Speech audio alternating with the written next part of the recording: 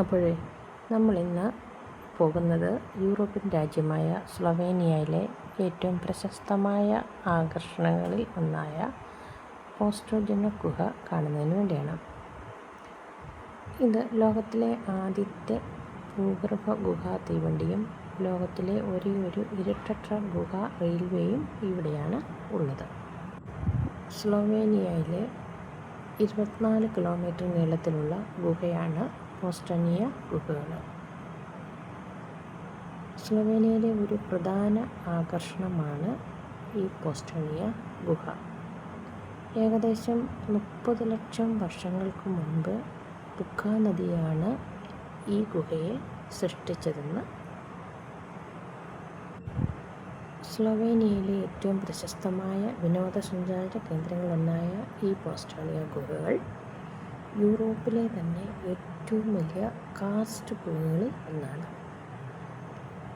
തലസ്ഥാനമായ ലുബ്ലിയാനയിൽ നിന്ന് 46 കിലോമീറ്റർ അകലെ സ്ഥിതി ചെയ്യുന്ന ഈ ഗുഹയിൽ 200 വർഷത്തിലേറെ പഴക്കമുള്ള ഗുഹാ റെയിൽവേ സൗകര്യമുണ്ടെന്ന് ഞാൻ പറഞ്ഞല്ലോ.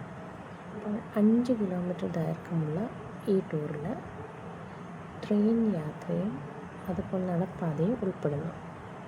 കൂടാതെ ബേബി ഡ്രാഗൺസ്, ഓം എന്ന് വിളിക്കപ്പെടുന്ന അപൂർവ ജീവികളെയും ഇവിടെ കാണാൻ കഴിയും. ഈ ഗുഹയുടെ പ്രത്യേകത എന്ന് പറഞ്ഞാൽ നൂറ്റാണ്ടുകൾ പഴക്കമുള്ള സ്റ്റാലഗ്മൈറ്റുകളും സ്റ്റാലക്ടൈറ്റുകളും നിറഞ്ഞ വിസ്മയ ലോകമാണിത്. ഇത് കാണുമ്പോൾ നിങ്ങൾക്കറിയാമല്ലോ, ഉണ്ടോ? ബേബി ഡ്രാഗൺസ്, OLM, ഓം, ഈ ഗുഹയിലെ ഭൂഗർഭ നദികളിൽ കാണപ്പെടുന്ന അപൂർവ ജീവികളാണ്. വളരെ ചെറുതായിട്ട് അത് വളരെ സുരക്ഷിതമായിട്ട് വെച്ചിരിക്കുന്നതാണ്. നമുക്ക് കാണാം എന്നുള്ളതേ ഉള്ളൂ. ഇരുട്ടാണ്.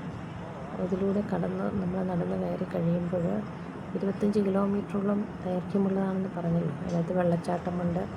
ഒരു പ്രകൃതിയുടെ എല്ലാ വിധ ഇതും അതിനകത്ത് നമുക്ക് കാണാൻ സാധിക്കും.